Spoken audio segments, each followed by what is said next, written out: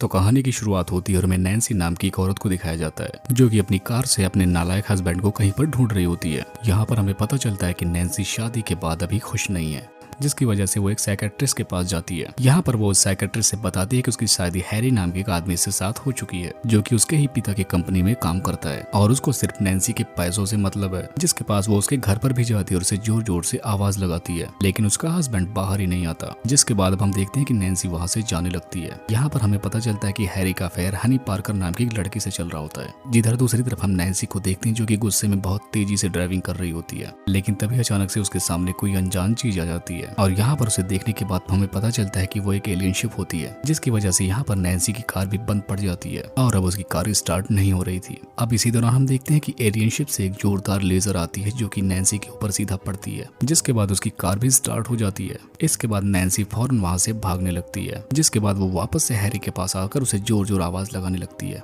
लेकिन उसके इतना जोर जोर चिल्लाने के बाद वहां पर पुलिस भी आ जाती है। जहाँ पर नैन्सी बताती है कि मैंने यहाँ पर एक एलियन शिप देखी थी और उसने मुझ पर लेजर भी डाला, लेकिन यहाँ पर उसकी बातों पर कोई भी यकीन नहीं कर रहा होता है। जिसके बाद हम देखते हैं कि शेरिफ नैन्सी को अपने साथ उस जगह पर लेकर जाते हैं और वहाँ पर एक पुलिस ऑफिसर हैरी को जाकर बताती है कि तुम्हारी वाइफ ने एक एलियन शिप को देखा है। अब यहाँ पर हैरी को इसमें अपना फायदा नजर आता है और वो कहता है कि इसकी वजह से मुझे पैसे मिल सकते हैं। जिसके बाद अब हम देखते हैं कि नैन्सी शेरिफ को अपने साथ ले जाकर उस जगह को दिखा रही होती है, लेकिन इसी दौरान वहाँ पर नैन्सी के फादर भी आ जाते हैं। जिसके बाद वो उसे अपने साथ लेकर जाने लगते हैं और वो उससे समझाते हैं कि तुमने कुछ भी नहीं देखा है और अब ना ही तुम इस बारे में किसी को कुछ बताओगी, क्योंकि मैं नहीं चाहता कि तुम्हारी वजह से मेरी रेपुटेशन खराब हो जाए। जिसके बाद हम देखते हैं कि घर पर हैरी भी आ जाता है, जहाँ पर नैन्सी उसे बताती है कि मैंने एक एलियन शिप देखी है, लेकिन यहाँ पर अब हैरी उस पर यकीन कर लेता है। जिसके बाद सुबह नैन्सी फिर से साइकेट्रिस्ट के पास जाती है, जहाँ पर वो उन्हें बताती है कि मैंने कल रात को एक एलियन शिप को देखा।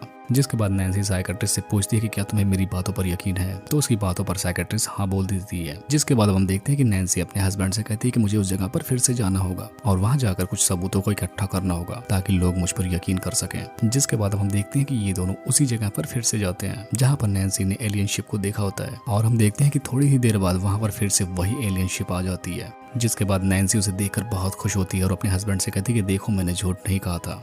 जिसके बाद अब हम देखते हैं कि नैन्सी उस एलियन शिप के नीचे चली जाती है और वो एलियन शिप नैन्सी को पकड़ लेती है। जिसके बाद नैन्सी वहां से गायब हो जाती है, यानी नैन्सी अब उस एलियन शिप के अंदर जा चुकी है। इसके बाद हम देखते हैं कि हनी को छत पे अपने कुछ आवाजें आती हैं। जिसके बाद वो ऊपर अपने छत पर चेक करने के लिए जाती है, लेकिन वहां पर उसे नैन्सी मिलती है। तब वो नैन्सी से पूछती है कि आखिर तुम यहाँ पर कैसे आ गई। तब यहाँ पर नैन्सी उसे आसमान की तरफ इशारा करते हुए नीचे गिरकर बेहोश हो जाती है। तब यहाँ पर साइकेट्रिस्ट बताते हैं कि वो बिल्कुल ठीक है, बस उसे आराम करने की जरूरत है। यहाँ पर नैन्सी के फादर नहीं चाहते थे कि ये बात पब्लिक के बीच में आए। इस बात पर हैरी उनसे लड़ने लगता है और इसी दौरान वहाँ पर नैन्सी भी आ जाती है, जहाँ पर हैरी उसकी मॉम के बारे में कमेंट कर देता है, जिसकी वजह से ये दोनों यहाँ पर लड़ने लगते हैं। ये सब देखकर नैन्सी को बहुत ज्यादा गुस्सा आने लगता है और ऐसा देखने के बाद वो लगातार बढ़ती ही जाती है और वो धीरे धीरे इतनी तेजी से बढ़ने लगती है कि वो अपने छत में ही घुस जाती है। अब इसके बाद सुबह हैरी एक डॉक्टर को नैन्सी को दिखाने के लिए लाता है और यहाँ पर नैन्सी को इस हाल में देखकर वो डॉक्टर बिल्कुल हैरान हो जाता है। तब यहाँ पर साइकेट्रिस्ट बताती है कि ये नॉर्मल इंसान जैसी ही है। तब यहाँ पर वो डॉक्टर नैन्सी को अपने साथ ले जाने के लिए कहने लगता है, लेकिन यहाँ पर नैन्सी उसके साथ जाने से मना कर देती है। जिसके बाद हम देखते हैं कि सुबह के टाइम साइकेट्रिस्ट नैन्सी से मिलने के लिए आती है, लेकिन तभी वहाँ पर हैरी का डॉक्टर भी आ जाता है, जिसके हाथ में बहुत बड़ा इंजेक्शन भी होता है और वो बताता है कि इसमें बस थोड़ी सी नींद की दवाई लेकर आया हूँ, जिसकी वजह से तुम्हें बहुत अच्छा फील होगा। और यहाँ पर वो कहता है कि मेरे पास तुम्हारे हस्बैंड और तुम्हारे फादर की परमिशन भी है।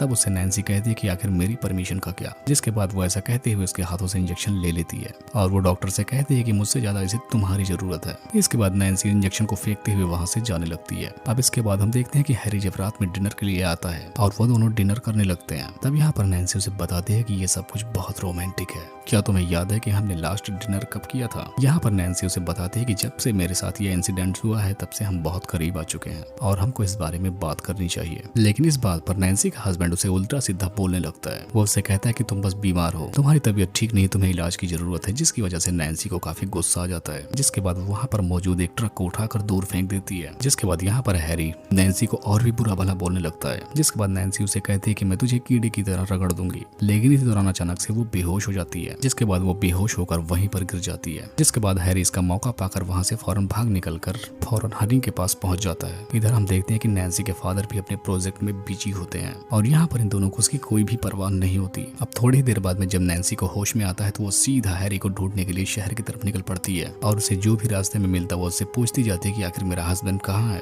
अब यहाँ पर बहुत सारे लोग उसे शांत करने की कोशिश करते हैं, लेकिन यहाँ पर नैन्सी को इतना ज्यादा गुस्सा आ चुका था कि उससे बर्दाश्त नहीं हो रहा था, जिसके बाद वो हैरी को ढूंढने के लिए निकल पड़ती है। अब यहाँ पर शहर के सारे लोग नैन्सी को देखकर डर जाते हैं और यहाँ पर नैन्सी हर घर में हैरी को ढूंढ रही होती है। जहाँ पर नैन्सी के फादर को भी पता चल जाता है कि वो शहर की तरफ निकल पड़ी है और नैन्सी हैरी को ढूंढते हुए उसके करीब आने लगती है और एक जगह पर उसे वो मिल ही जाता है, जिसके बाद हनी उसके ऊपर गन पॉइंट कर देती है। लेकिन यहाँ पर नैन्सी उसे एकदम खिलौने की तरह ट्रीट करती है और इसी बीच हैरी वहाँ से भाग निकलने की कोशिश कर रहा होता है, लेकिन यहाँ पर नैन्सी उसे कार के साथ में उठा लेती है, जिसके बाद वो उसे बाहर निकाल लेती है। लेकिन इसी दौरान वहाँ पर पुलिस वाले अपने हेलीकॉप्टर से आ जाते हैं, जिसके बाद उन्हें देखकर नैन्सी वहाँ से भागने लगती है और यहाँ पर ये पुलिस वाले भी उसे देखकर बिल्कुल हैरान होते हैं। जिसके बाद अब हम देखते हैं कि नैन्सी हैरी को लेकर शहर से बाहर आ जाती है। अब हम देखते हैं कि वो जा ही रही होती तभी अचानक से उसके सामने बिजली के बड़े तार होते हैं, जिन्हें देखकर वो वहाँ पर रुक जाती है। लेकिन इसी दौरान वहाँ पर पुलिस और उसके फादर भी आ जाते हैं और यहाँ पर वो नैन्सी को समझाने की बजाय कहते हैं कि इन लोगों के सामने मेरी बेइज्जती करना बंद करो, जिसकी वजह से ऐसा सुनकर नैन्सी को बहुत गुस्सा आता है और वो कहती है कि तुम्हारी हिम्मत कैसे हुई मुझसे इस तरीके से बात करने की, और वो कहते हैं कि आपको मेरी फिक्र कभी ही नहीं थी, आपको सिर्फ अपने पैसों से मतलब है। अब इसके बाद हम देखते हैं कि वो हेलीकॉप्टर वाले पुलिस लोग नैन्सी पर अचानक से फायरिंग करना शुरू कर देते हैं, जिसकी वजह से घायल होकर नैन्सी बिजली के तारों पर गिर जाती है, जिसकी वजह से वहाँ पर उसे बहुत ही जोरदार करंट लग जाता है। यहाँ पर अब हम देखते हैं कि शॉक लग जाने की वजह से नैन्सी अब बेहोश हो जाती है, लेकिन इसी दौरान वहाँ पर वही एलियन शिप फिर से आ जाती है, जिसके बाद वो नैन्सी को अपने साथ ले जाने लगती है और इसी दौरान हम देखते हैं कि नैन्सी के साथ साथ उसका हस्बैंड भी उसी एलियन शिप में जा चुका है और यहाँ पर उसको बंदी बनाकर रखा गया था। यहाँ पर हैरी एक आदमी से बात कर रहा होता है, वो कहता है कि अब मर्दों का दौर गया, अब औरतें ही डोमिनेट करेंगी। लेकिन तभी हम नैन्सी को भी देखते हैं, यहाँ पर वो हैरी से कहती है कि तुम्हें अब इसकी आदत डाल लेनी चाहिए। यहाँ पर नैन्सी उससे कहती है कि ना कि मैं चेंज हुई हूँ बल्कि पूरा यूनिवर्स चेंज हो रहा है। यहाँ पर वो उसे बताती है कि ये एक नया यूनिवर्स है। वो कहती है कि मुझे उम्मीद है तुम समझ चुके होगे, नहीं तो तुम्हें बार बार कोशिश करते रहनी चाहिए। जिसके बाद हम देखते हैं कि इतना कहने के बाद नैन्सी वहाँ से जाने लगती है और यहाँ पर हम देखते हैं कि ये सारे लोग उसी एलियन शिप में होते हैं और इसी को दिखाते हुए इस मूवी का यहीं पर एंड हो जाता है।